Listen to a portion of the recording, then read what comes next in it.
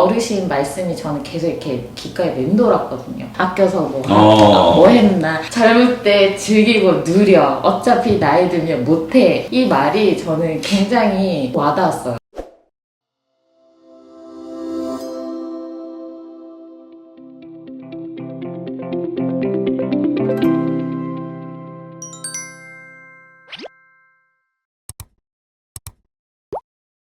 오늘은 지난번에 촬영에 많이 협조해주신 벨라맘, 우리가 이름을 말씀드릴 수는 없고 또 본인도 얼굴 공개되면 지장 있다고 그래서 이렇게 하지만 사실은 저하고 친분이 꽤 돼요. 이렇게 자리를 굳이 만든 건 제가 뭐 이걸 인위적으로 만들어서 저희 병원 홍보하기보다는 실제 궁금한 것들을 연출하기 위한 방법으로 이해를 하시고 여러분들이 봐주셨으면 좋겠어요. 오늘은 질 성형 관련해서 보통 환자분들이 병원에 찾아와서 치료를 받게 되는 계기, 또 병원을 알게 되는 과정, 그리고 본인들이 알고 있는 내용에 대해서 몇 가지 물어보기도 하고, 환자 입장에서 이런 수술을 했을 때 얻게 되는 게 뭔지, 또 얼마나 아프고 위험한 건 없는지 궁금한 뭐 비용도 있을 수가 있겠고, 회복 과정이나 또 특별히 벨라주 차별화되는 게 있는지 편하게 얘기하고 질성형 관련된 내용으로 여러분들이 정보를 얻게 되실 겁니다.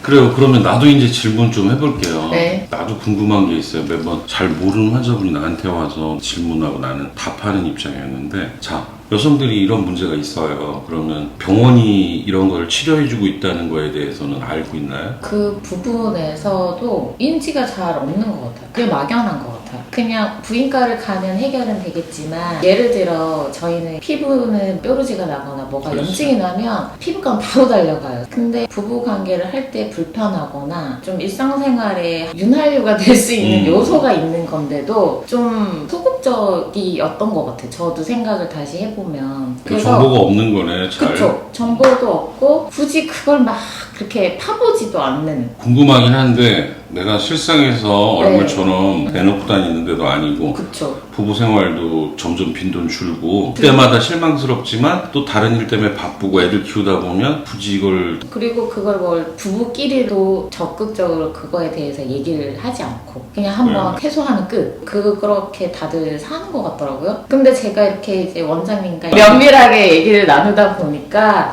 안타깝더라고요. 많이 알게 되고 좀 적극적으로 이걸 개선할 수도 있고 보완할 수도 있는데 그러면서 내 삶을 좀 누려야 되잖아요. 그렇지. 그래서 그 어르신 말씀이 저는 계속 이렇게 귓가에 맴돌았거든요. 내가 괜히 아껴서 뭐 하나, 뭐 했나, 젊을 때 즐기고 누려, 어차피 나이 들면 못해. 이 말이 저는 굉장히 와닿았어요. 근데 난 아닌 것 같은데 그래? 자기가 아낀 게 아니야. 아끼려서 아낀 게 아니라 쓸 일이 없었던 거야. 그쵸? 맞아. 내가 이게 좋아. 내가 좋아하는 운동이야. 네. 그러면 뭐 일주일에 3번만 하라는데 중간에도 가고 싶잖아요. 네. 운동을 하고 싶고 내가 좋아하는 음식이면 매일 먹어도 맛있잖아요. 근데 내가 매일 먹기 싫은 것만 먹으라고 그러고 재미없으면 그거 재미가 하는 게 없었던 그냥 거죠. 일과 내지는 살기 위해서 위하는 것밖에 안 되잖아요. 그런데 뭐 예를 들어 제가 있는 이 대전이라는 곳에는 전 잘 모르겠어요. 제 생각에는 전문적으로 이런 부부 관계, 성관련 시술을 하는 데가 다른 데는 없지 네. 않을까 생각하는데 이게 이제 참고를 드리자면 그만큼 환자가 많지는 않아요. 고민들은 하는데 맞아요. 실제 병원에 오기까지는 굉장히 쉽지가 않고 문턱이 너무 높아요, 맞아요. 산부인과. 맞아요. 그러면 환자들이 그냥 오는 이런 정보를 통해서 비교적 쉽게 네. 또는 해결이 된다라는 사실을 알면 찾아올 수도 있겠다 네. 싶어요. 뭐 다른 걸로는 뭘 찾아봐요? 예를 들면 인터넷에 네이버나 이런 카페 통해서 궁금증을 해결하는 사람들도 있지 않나요? 네. 저 같은 경우는 인스타에서 알고리즘으로 떠서 보게 되는. 그러니까 자기가 맨날 건데 찾아보니까 그렇지 그걸.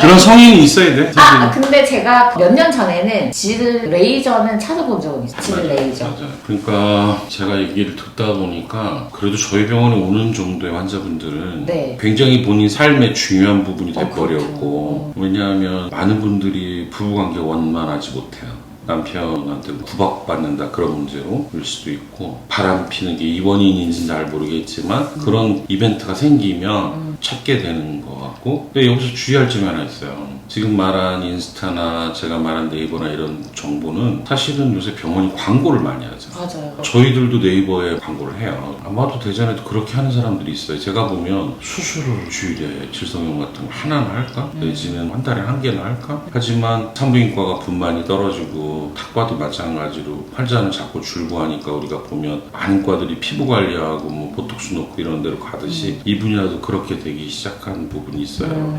내가 실력이 너무 없고요. 이제 막 시작했는데 한번 와보실래요라고 광고하는 병원은 없죠. 네. 나는 대단히 잘하고 여기에 전문가고 케이스도 많고 성공률도 좋아요 하는데 사실은 그렇지 못해요. 너는 괜찮냐라고 물어봤을 때 저는 20년의 경험으로 조금 자신 있게 거둔 성과 뭐 한 10,000건에 해당되는 수술 케이스 이런 것들을 어떻게 나도 홍보하고 싶지만 대놓고 내가 나를 홍보하는 걸 꺼리는 나이대라서 근데 원장님 이미 소문은 나 있으세요. 해운부 선영의 당연하지. 1인자라고.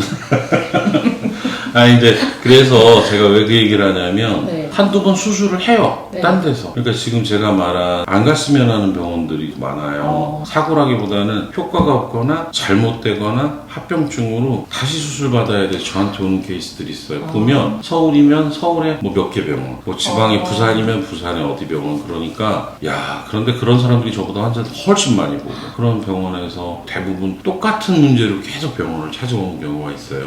다음에 기회가 된다면 송순 얘기를 좀 할 텐데 그 부분이 특히 문제가 많고 질성형은 했나? 효과가 없는 게 제일 실망하는 이유이기도 해요.